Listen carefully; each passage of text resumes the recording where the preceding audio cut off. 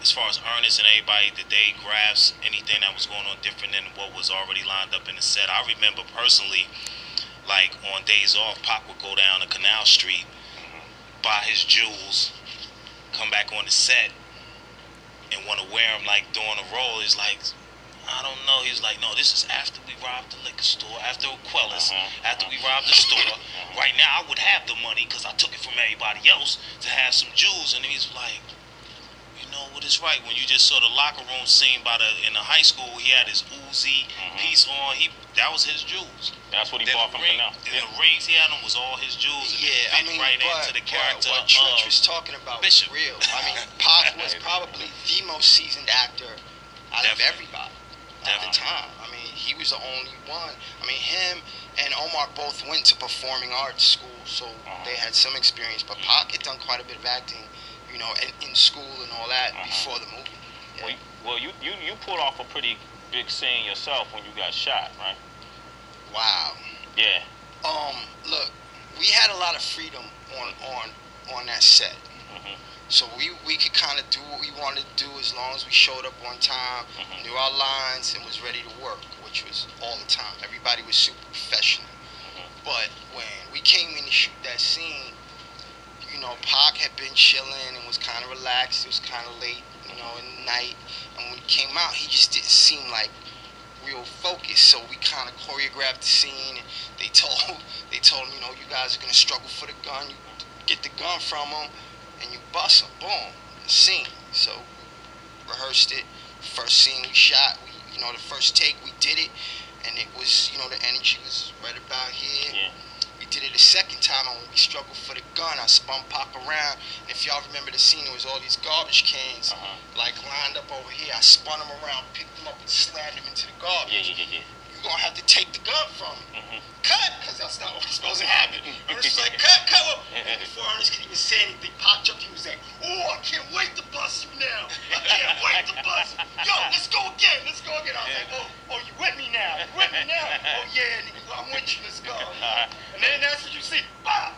Yeah, the energy level came It came up. Well, you know what? Let's take a look at that scene right now from Juice. You didn't have to shoot him for, man. You didn't have to shoot him, man. He made a move. He ain't made no freaking move, man. He did. Lying, man. I was looking right at you. Yo, man, he's dead, isn't he, man? What we gonna do now? Shut up, Steel. He knew who we was. Fat boy said your name. Who knew who the hell we was? Everybody just shut up. Man, what we gonna do now? Right here, man. We got to get rid of the gun. Yeah, you're right, man. Yo, Bishop, man, give me the piece. No. What the hell you mean no? Give me the gun. I mean, I'm holding on to this, so I say so. I'm not playing. Oh, really? Stop this, man! You stop him, man! Just stop!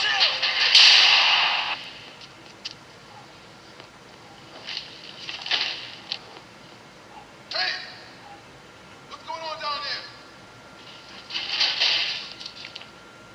Very believable, man. Hey, yo.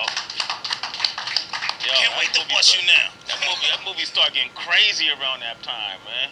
Just about that point of the film, it started getting real crazy, I man. tell you what, though, the reason this film has legs for 20 years, man, is that it was well crafted. Yeah. You know, I mean, it spoke real to what's going on in the street, but it was still a well crafted film.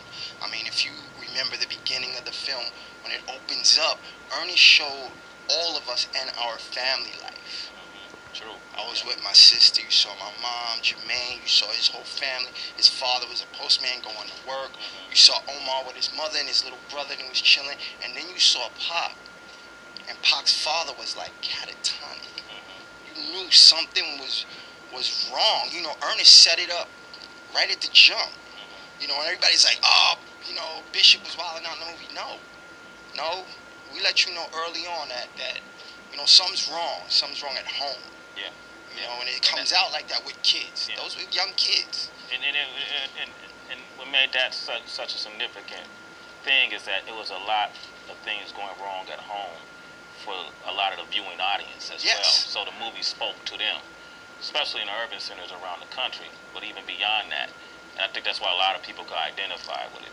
being from Oakland, we was looking at it like, yeah, that's it. That's just how it is. Dysfunctional family. That's the type of homies grow up to be killers. They talk about juice, respect. Yep.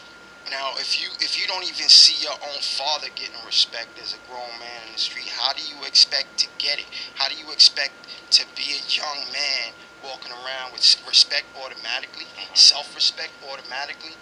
No, that's passed down from grandfather to father to son.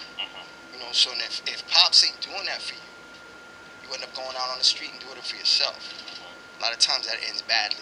And that story, you could re-release that movie in 2012, and it'd be applicable to people today. No doubt.